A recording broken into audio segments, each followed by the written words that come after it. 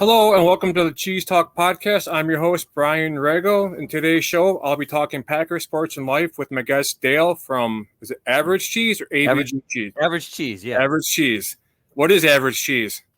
Average Cheese is our podcast. We couldn't spell average, so we just put it down as AVG Cheese when we started this thing. So. All right. Okay, but before I get to Dale, I want to give a shout out to Ope Network for giving me the chance to express my opinions as far as Packers, sports, and life. Special giveaway, once the Ohana_Packers Twitter account hits 523 followers, they will be giving away an 8x10 autographed Jair Alexander picture. So, Dale, tell me about yourself. I'm a MPS teacher. Maybe I shouldn't admit that on a podcast.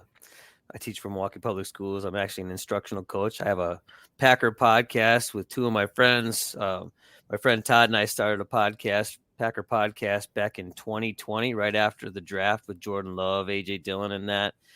Todd and I have been friends forever and ever since we were in elementary school, and we always used to text each other during games. We thought, why not talk Packers on a podcast?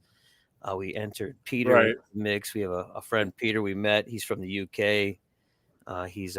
He's the brains behind the organization. Todd and I are just the jokes and the shit talking. So, yeah, right. It's fun to do those things. So that's awesome. Yeah. How many episodes have you guys done? We just recorded our 170th episode last night. So, yeah, wow. About 40-ish per year, somewhere in there. We slow down during the summer. Yeah. Yeah. It's fun, though. I just kind of go on randomly, just record them, and then Ope puts them out whenever my day is. I think I'm doing 3 days a week now, so. Wow. That's a lot. It's going to slow down, too. I'm just trying to get out there, and once I get my days right and feel what I think works for me, I'll stick with that, and it'll slow down in the summertime. I have 5 kids that are in activities and stuff as well, so it's gonna. I would imagine so. It'll slow down. Right. So, what do you think of this year's draft? It was nice. Yeah. We all have our draft crush, right? We were like, this guy's going to be the first round guy. It was Cooper DeJean for like 90% of Packers Twitter. And you have to know as a Packer fan that that's not who it's going to be. Who we think it's going to be, that ain't it. Ever. Yeah. It's never that guy. We gave it a grade. I think we gave it individual grades last night when we did the podcast, but I'd say it's around a B. I mean, it's not perfect. Yeah. But when you're always drafting in the back half, it's never going to be perfect. You're never going to get all the guys you need because there's too many teams in front of you. Yeah, you said 90% wanted Cooper. I was at 10% that didn't want him. If you've seen my post about he's like Josh Jackson 2.0. I think I responded to you, and actually that made me kind of pause a little bit. Now, they're different players and different guys, but their measurables were almost exactly the same. Yeah, and I look at competition that he's played against. I mean, how did he do against Marvin Harrison? I mean, I get it. It's different schemes and everything else, but if I'm looking at getting dog defenders, I mean, we got Georgia Bulldogs. I get it. But SEC always seems to have that bar raised so much higher, and their dog mentality is through the roof. And I'm happy with the draft. I mean, I'd give it B plus A. I mean, okay. We filled our needs. I feel like we didn't. I thought we'd go more defense, but you think about going to the 4-3. I mean, defensive line. You think about going to the 4-3 formation and getting that rotational linebackers, and maybe some of the safeties that we did draft. 2 or 3 safeties, right? And maybe pick up some more just to rotate in and keep the defense fresh. Yeah, they needed defensive, they needed linebackers and safeties all day long. That was such a hole going into the draft. So they covered that. So I'm very happy about that side for sure. I have in my questions, the second question is strength or weakness from last season. Our strength was our offense, and our weakness was the middle of our defense. We gave too many big run plays, Well, not only that. I mean, when you have guys, and Rudy Ford played well for the guy that he is, right? Darnell Savage wasn't great. I knew they weren't going to bring him back. Yeah, the center of the defense was a hole. My issue with the draft is I hope that these guys, Evan Williams or Oladapo, can play in the box because the Packers didn't have that guy. They didn't have safety they could bring up and run support. And I worry that the linebackers they have aren't, we call them thumpers on the average tees. Like guys that are just going to plug the hole. We have really fast dudes, and I know that's how the Packers do, but is there a run stopper? I'm not sure there is at linebacker.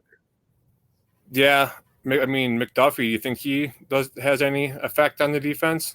I think he's a sideline to sideline guy, very similar to Quay Walker, nowhere as near as athletic, but not big enough to just jump into the hole and take on guys. No, McDuffie is a effort guy, but he's too small to get beat up on every play, stuff in the run, in my opinion.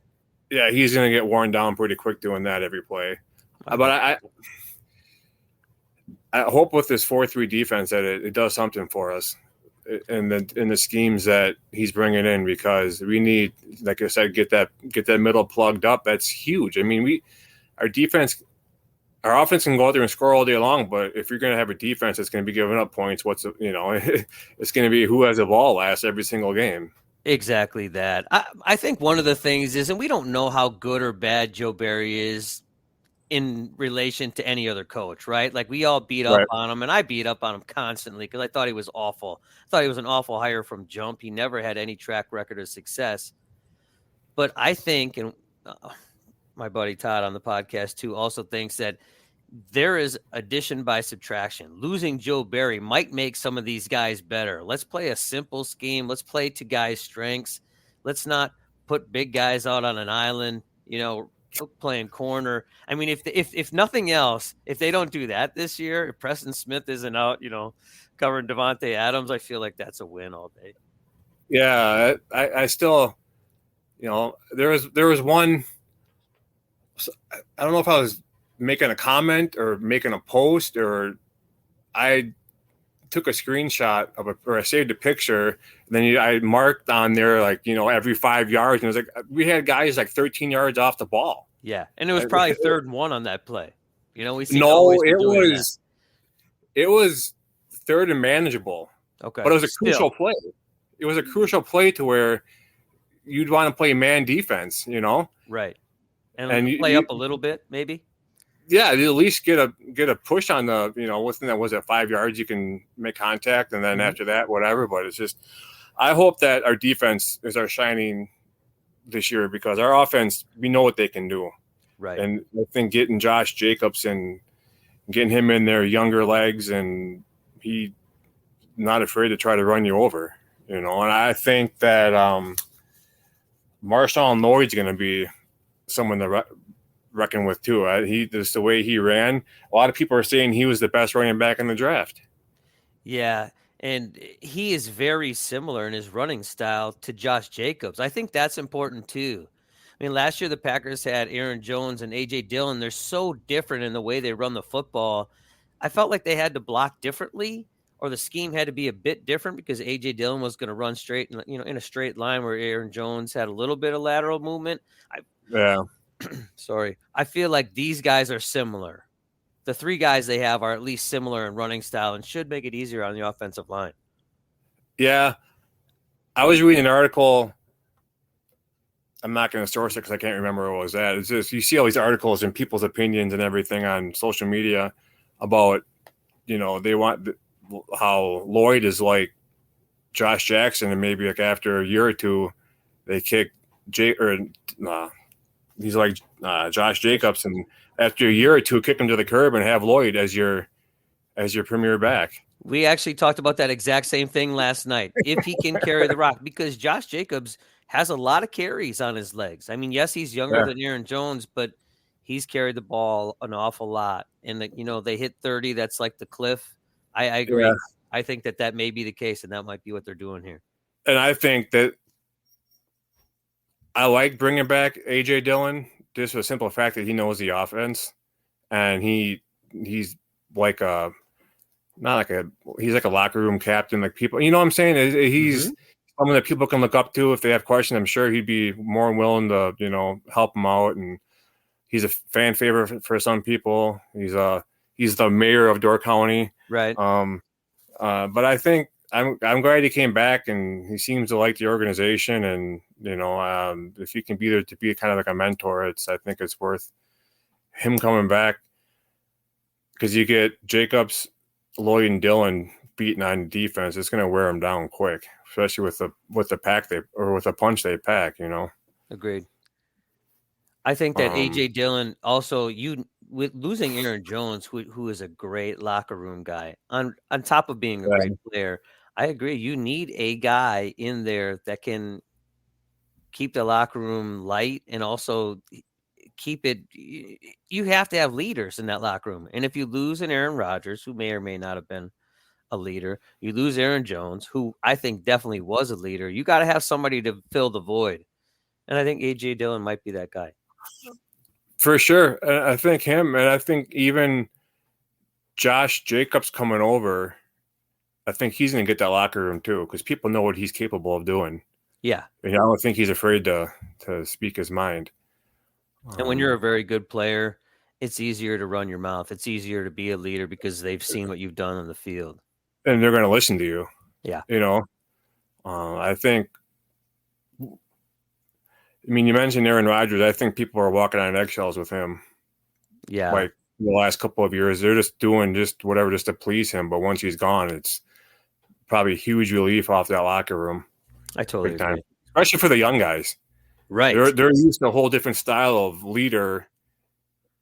Yeah, the young wide receivers had to be like, it's like that breath of fresh air. Like, I don't have to worry about, the veteran quarterback just freezing me out of the offense because I ran the wrong route and I'm never going to see the ball again. Like, there's a little bit of, okay, I made a mistake. Let's move on. I don't feel like Aaron Rodgers was ever that guy to let guys move on quickly. Short memory for him. You have to have a real short memory and just go out there and try again the next time. Exactly. With Jordan Love, he's not afraid to go to who's ever open, even if you're not open. That throw, I'll never forget that throw against the Cowboys. It went, if they had like the behind the scene or behind the ball, a hand came through, went past there, and the next hand came in and right in the end zone. Perfect throw. You couldn't ask for a better throw from a quarterback, and the concentration on the receiver to catch that too. Right. Going through all the walls. Exactly. Yeah.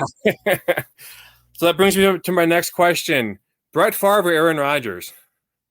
Oh, Aaron Rodgers all day long. I saw both of them in my adulthood. Yep. I loved Brett Favre, but Brett Favre was going to throw you. He was going to throw it to the wrong team a lot. And he didn't have I don't want to call it arm talent, because Brett Favre could throw it through a brick wall. And Aaron Rodgers had a great arm too.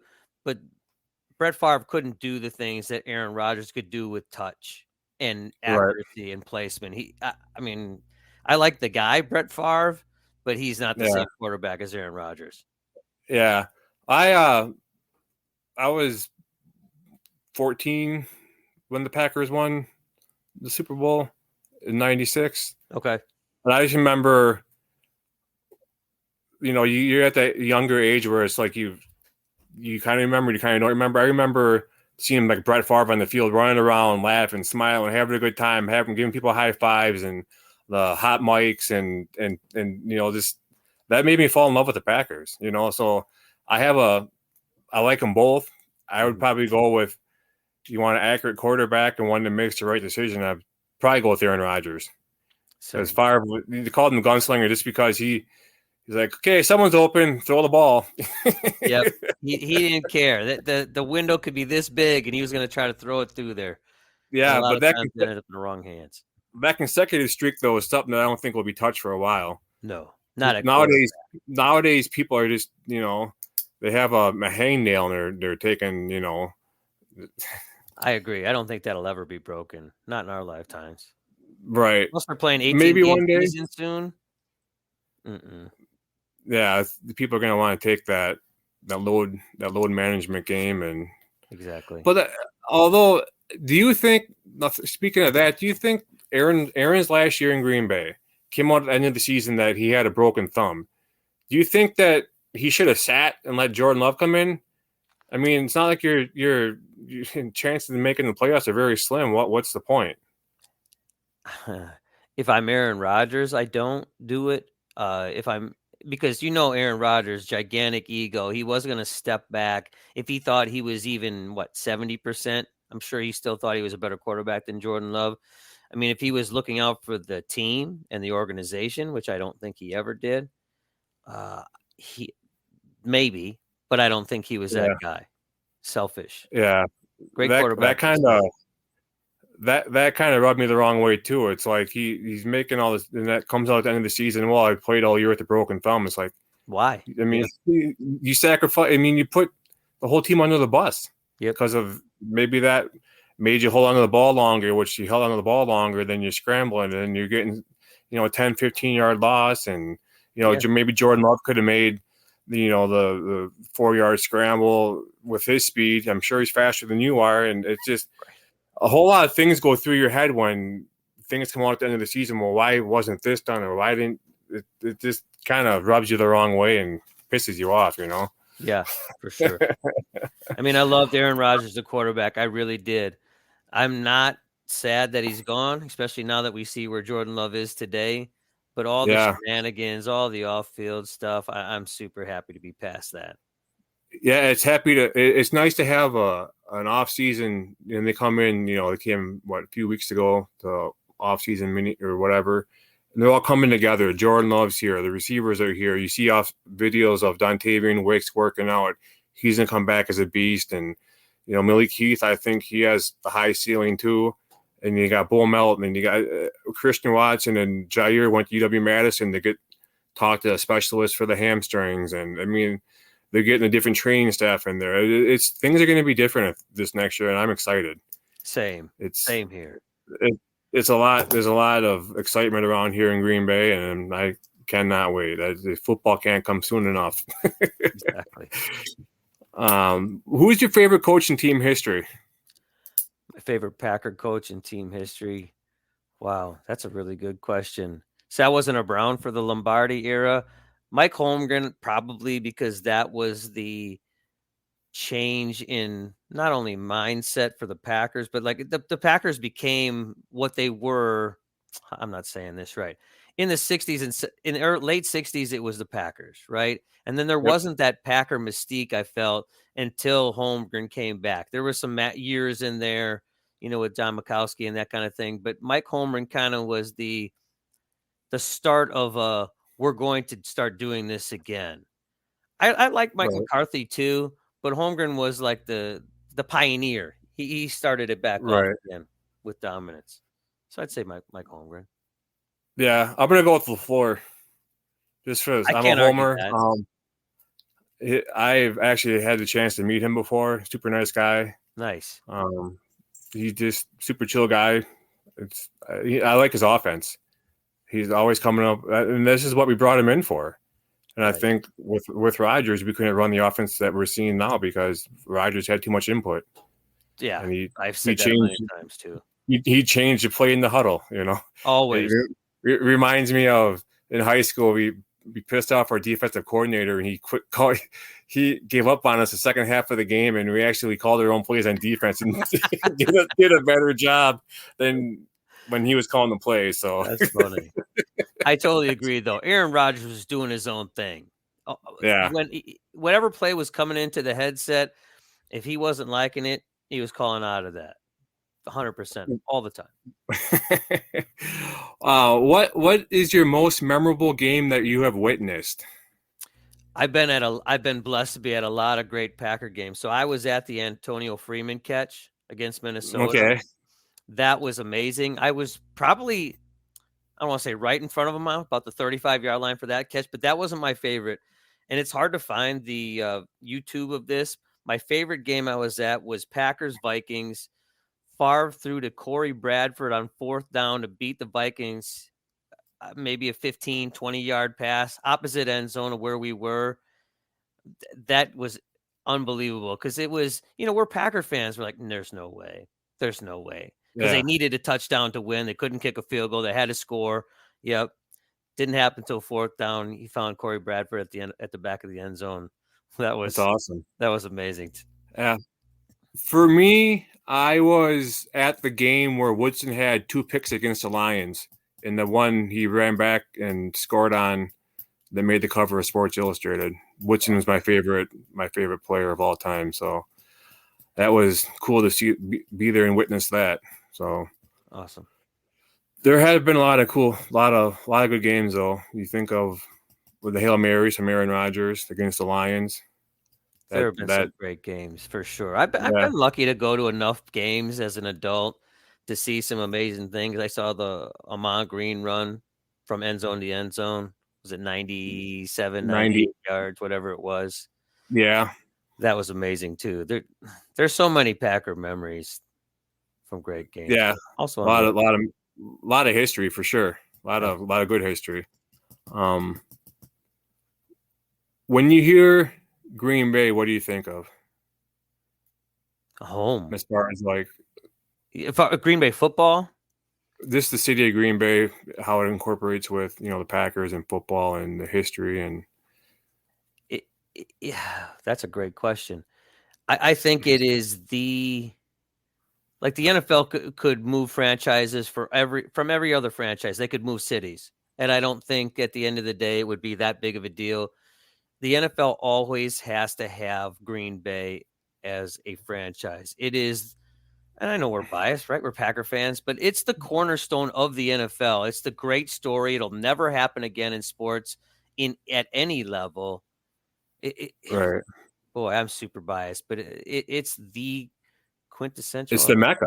Yes, it's the Mecca of all football, of pro football for sure. Right. I guess I'm blessed to. I live in De Pere, which is I don't know what south. Close. Yeah, south. I'm like 10 minutes from Lambeau, if I'm going above the speed limit.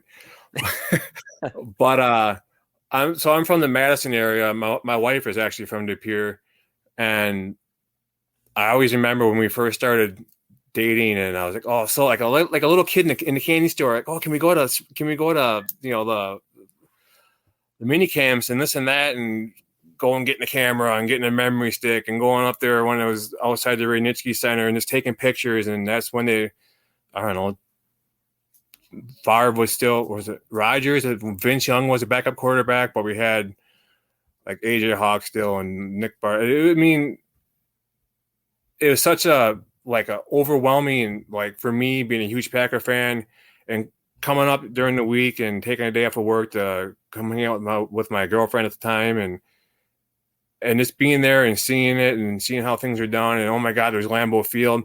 Now that I live here, it's like, oh, that's Lambeau Field.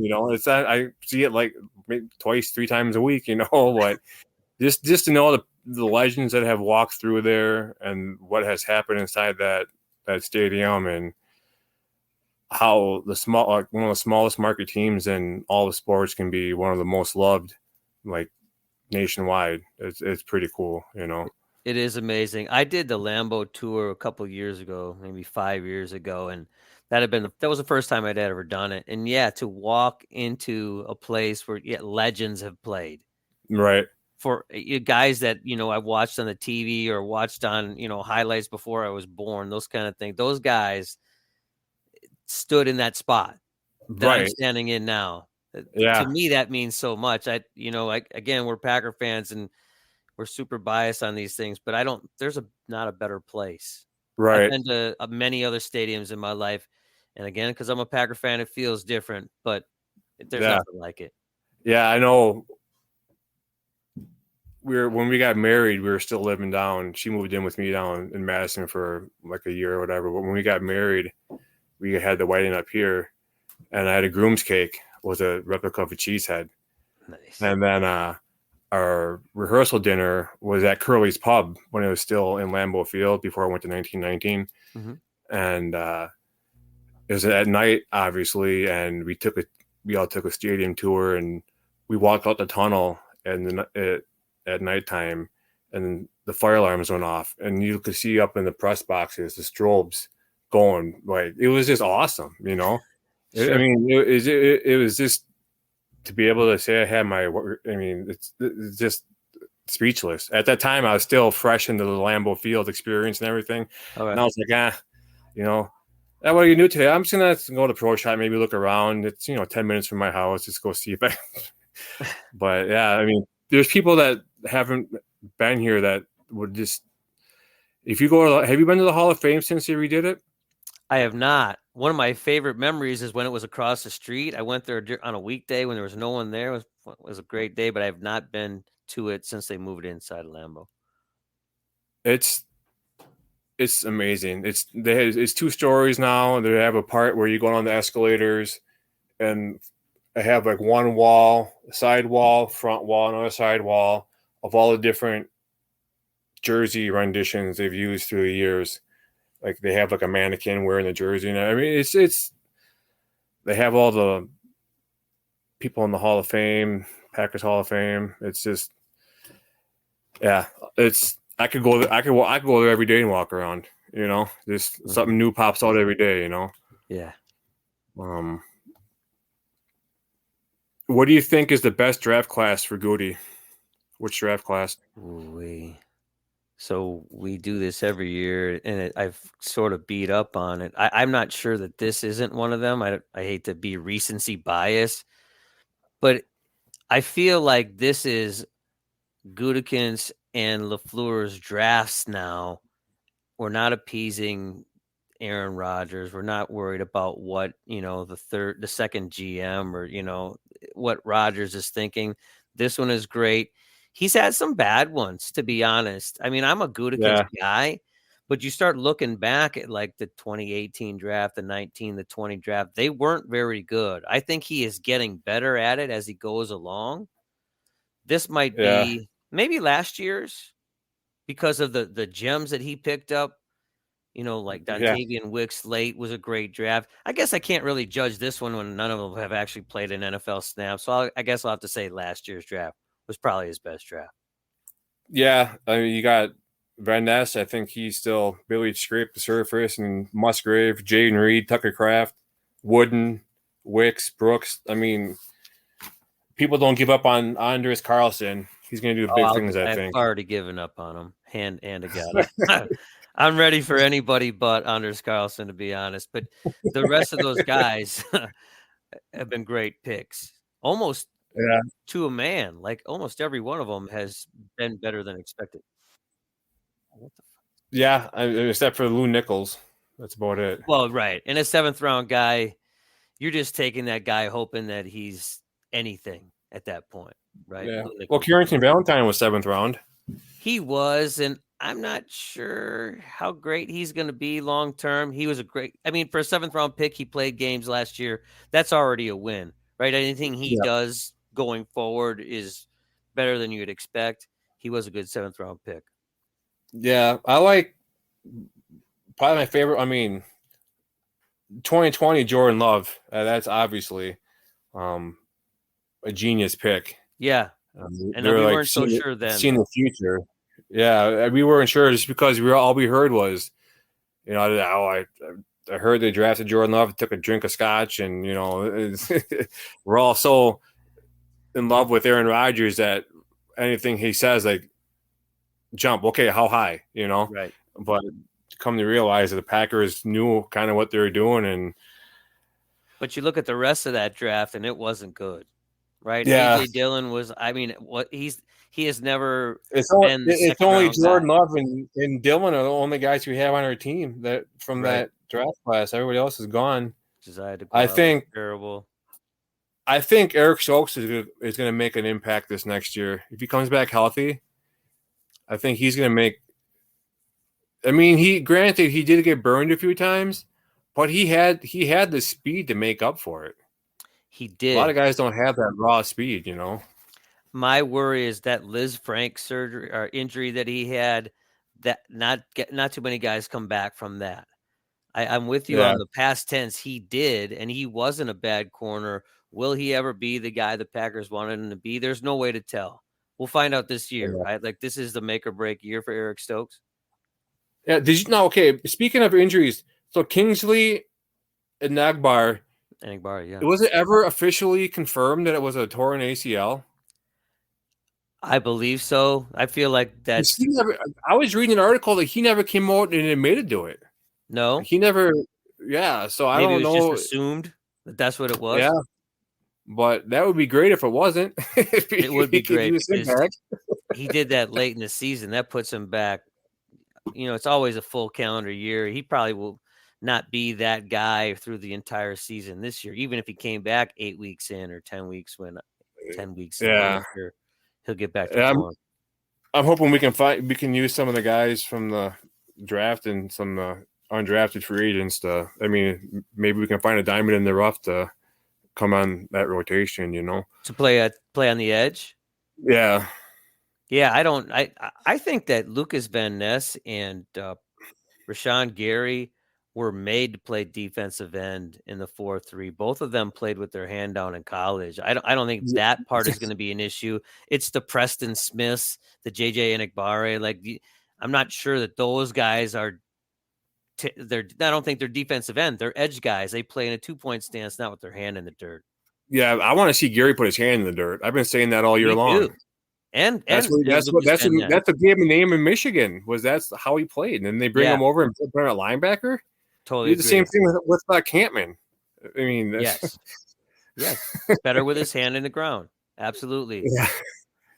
So I think if we can put Gary and Vanessa, I mean, the hand in the dirt, and just there's a whole bunch of different combinations you could use on defense, and I think that's you bring up some of those safeties maybe to play that linebacker spot too at times on the edge. I don't know.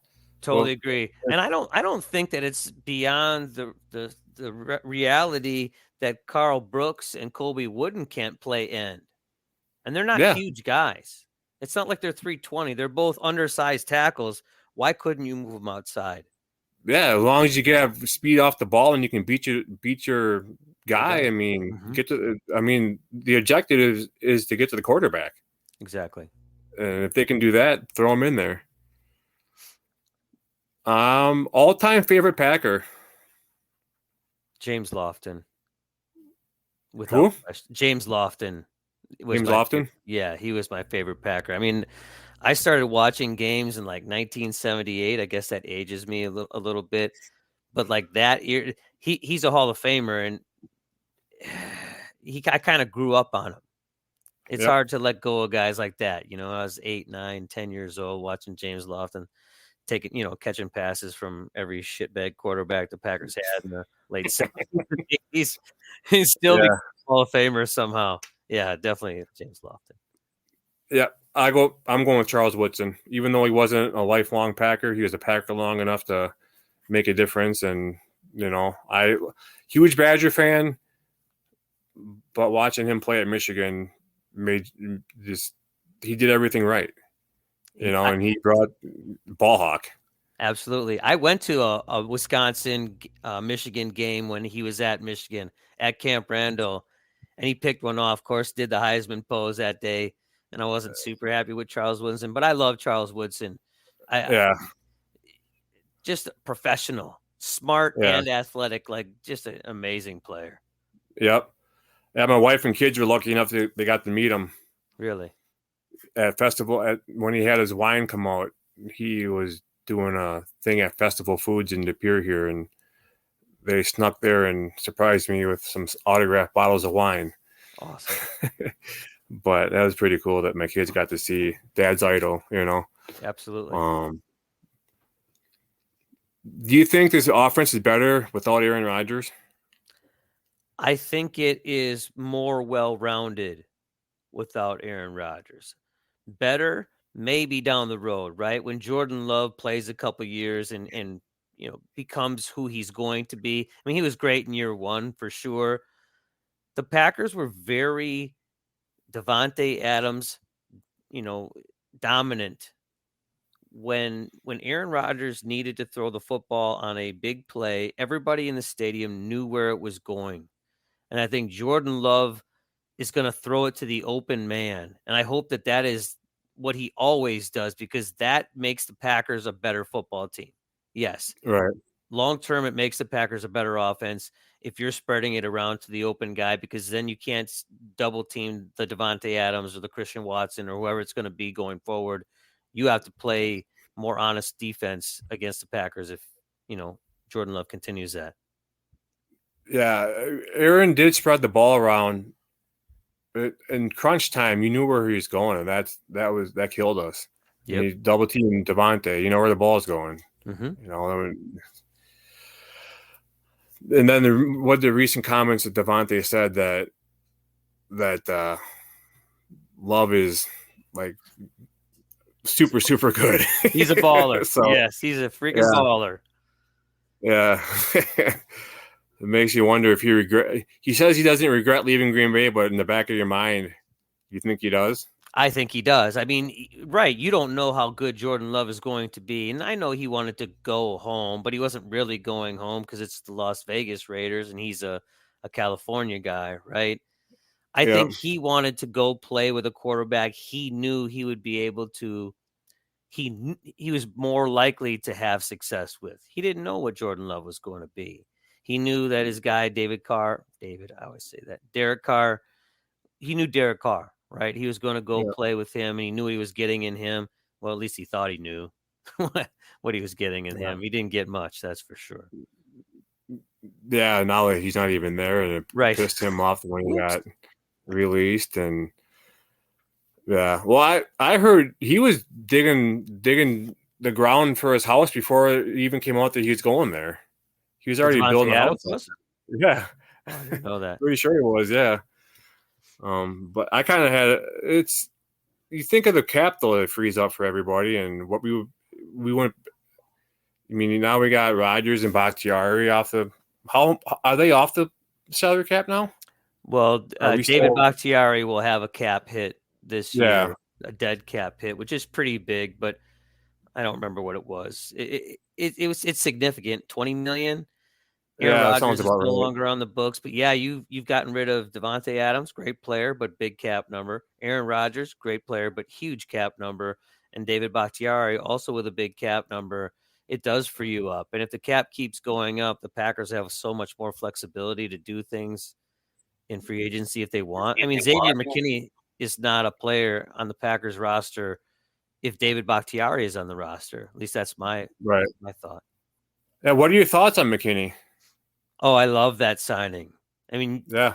that is, the old Packers would have tried to draft and develop. I think Gutekunst is a little more middle of the road. We'll look for some free agents. We'll also draft and develop. You can't, when you're in a window, if you think that Jordan Love is going to be a guy that takes you to the playoffs consistently, you can't be in a spot at safety. If you take Xavier McKinney off of the Packer roster, who is it, right? There's nobody. It's all these rookies. Right. You can't have a back end like that with all rookies or guys that are retreads and expect any success back there. I mean, you said it before, defense, they need to have a decent defense. It doesn't have to be a world beater defense. It just can't be a bottom third defense to be, Right. a successful team this year. Right. And what I like is on our defense, we have Kenny Clark on the line. He's a leader. Mm-hmm. Then you have Rashawn Gary, Preston Smith at linebacker. They're leaders. Then corners, you got Jair. He's a leader. McKinney at 24, he's a leader. So I think the defense instantly got better when they got McKinney. 1,000%. He's 24 years old. I mean, I can't believe the Giants just let him go. I mean, they didn't. I just unreal. And then they the money they gave Daniel Jones, they're almost as bad as the Bears. Yeah, that $40 million a year for Daniel Jones. I mean, maybe they have to know something that we don't, because I just don't see it. I just don't. He had that one good year, but I mean, decent year, I guess. I mean, even like the Bears letting Fields go, I still baffles me why they. I mean, I thought he was the king of the North. That's what he's being labeled. He's the off-season king of the North. But I mean, in his defense, I thought he wasn't given a fair shot by the coaches. I think they did him wrong there. I really do. And they got DJ Moore, and they would have, if they would have kept him, I think they would have drafted Marvin Harrison Jr. He had the arm, he had the legs, he had the size. They gave up on him. I hope he goes to Pittsburgh and beats out Russell Wilson and shows them, hey, look what you guys missed out on. And I hope the Bears, Caleb Williams, just falls apart. He was good, decent at Oklahoma, but then he went to USC and didn't do anything. I was a big Justin Fields guy. I mean, I'm a Packer fan, but you have to be realistic about the guys that other teams pick, Yeah. right? And you looked at Justin Fields, you're like, big, he's athletic, he's got a nice arm.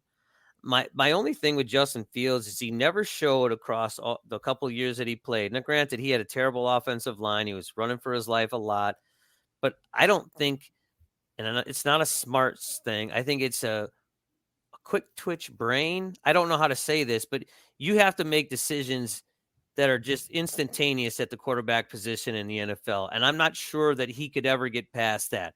At Ohio State, it was guys were running wide open all the time, right? In Yeah. the NFL, it's a very small window, and you have to anticipate the window. It's not there. Yep. You can't throw it when it's there. You got to throw it before it's there. And I'm not sure that Justin Fields can do that. Again, I thought he was a physical freak. I thought he was going to be a great NFL quarterback. I don't have any ill will. I hope he's great in Pittsburgh too. I hope he is. Yeah. That'd be great because I go on a couple Bears podcasts and I would love to be able to bring Yeah. that up constantly. Yeah. Yeah. He was the one Bears quarterback I was kind of afraid of. Yeah. Because you never knew like what kind of game he was going to bring. I mean, you knew like what he did in college, and would that translate to the NFL? You know, it should have. It just didn't for yeah, whatever reason. You look at right. Caleb Williams too. Caleb Williams is similar in the athleticism, but he's not a big guy. No, He's going to get mangled by some big defensive linemen in the NFL. If he thinks he's going to run around in the pocket like he did at USC, you're not running away from a 245-pound, defensive end. That guy's 320 and he's as fast or faster, and he's bigger and stronger. I don't have any negative thoughts against Caleb Williams, but I don't know how. He's not Patrick Mahomes, in my opinion. right. Yeah, I don't think he's going to succeed in Chicago. I mean, they drafted what, one lineman? Yes, they didn't they didn't upgrade the offensive line one bit. He's going to have the same problems that Justin Fields did. He's going to look up, and there's going to be 5 guys in his lap. You have Edgerrin Cooper's come just like a laser coming after you, and you're going to have Gary on the other side, and you're just going to want to keep on crying, I guess, you know. That's what I'm hoping. He can cry to his mama at Soldier Field. What do you think was the turning point last year for the Packers? Like what made them hit stride and finish out the way they did? That's a great question. I actually think, and this is dumb because they didn't turn it around immediately after this. I think that New Orleans game gave them a little bit of belief. Hey, we can come back from we don't have Aaron Rodgers. It's Jordan Love now. They came back and won that game, and they just kept growing. I don't think there was like a switch that just went off that said, yeah, now we're that team. This was a very young team that just started to figure it out over time. Yep. Yeah, like going into this draft, not so much the draft before, we knew what we had in our cards to play with and what we needed to get. And this year, we went into the draft knowing what we had, what we did last year, what we need to improve on. So I think midway through last year, I think they all just gelled at the same time. You know, they all had those first few games to build confidence with each other and get to know what each other did, and it started to show, you know. Yep. So I think they got behind Jordan Love, and they trusted the play calling on offense and not so much on defense, according to Devondre Campbell, but or he said that. I feel like Jair said some stuff. He didn't say it directly, but I felt like he was saying the same type of things, just sort of like side-eyed him. Like what Campbell say, if you think that the coaching got me the All-Pro, you got it twisted. Yep. I agree. I think Joe Barry was a liability. I think, when you come out publicly in a presser and say Preston just asked to survive the play, that can never, even if that's true, and there's always holes in a defense, right? If the offense calls the right play in the right time and the defense is in whatever spot, yes, you have to survive the play, but you never say that publicly. You can't. Yeah. You can't. Yeah, some say stuff that. just stays in the locker room, and that shouldn't have came Exactly. out at all. No. You and I could have been upgrades at defensive coordinator. I've never coached a high school football game even, but I feel like I could have done a better job than Joe Barry. Yeah, just go out there and let him play. Just let him play. Okay, guys, just do your thing. Do your thing. That probably would have been better. Just go out there and hit somebody. Hit somebody. Reminds me in high school we played against a team that ran the wishbone, where they're all bunched at the line, or the wing and you have no idea where whatever. and you have no idea where the ball is. So all week long in practice, we ran practice without a ball, and we just tackled people that came across us. And they were ranked like number 2 or 3 in Division II. It was Mauston. Okay. And both times they were ranked, and we beat them both times. All we did in practice was just tackled whoever. Ball got snapped. We just tackled somebody because they're all right there on the line of scrimmage. One of them has the ball, right? Thoughts on Goody? Think he's doing a good job so far as GM? I think he's growing into the job. Again, yeah. I think he's made a lot of mistakes, but every GM makes mistakes, right? Like you look through like number 1 draft picks, go back to last year and start looking at all the guys, check the boxes. Who's a flop already? There's plenty of them. I think that the one thing I like, you can't, Ted Thompson, God rest him, draft and develop is fine when you have Aaron Rodgers, right? Or when you have a quarterback that can make up for other mistakes. You can't just live in drafting alone. You have to pick up free agents here and there. You have to do that. You need a veteran at times. You can't wait for a guy to develop. I mean, even first-round picks need time to develop. That I like about Brian Gutekunst. I think he stretches at times. I think this first-round pick, Jordan Morgan, might be a good player, but I think he is I think he doesn't have great value. I don't think he was a great value pick. I think there were better guys at the spot we picked at, and I think they probably could have. Clearly, he didn't think they could, wait till 41 to get Jordan Morgan, but I do. I think there were better players on the board, and I think he's done that quite a bit. The kid out of Missouri, I forget his name, the 3rd-round linebacker, Hopper, I think.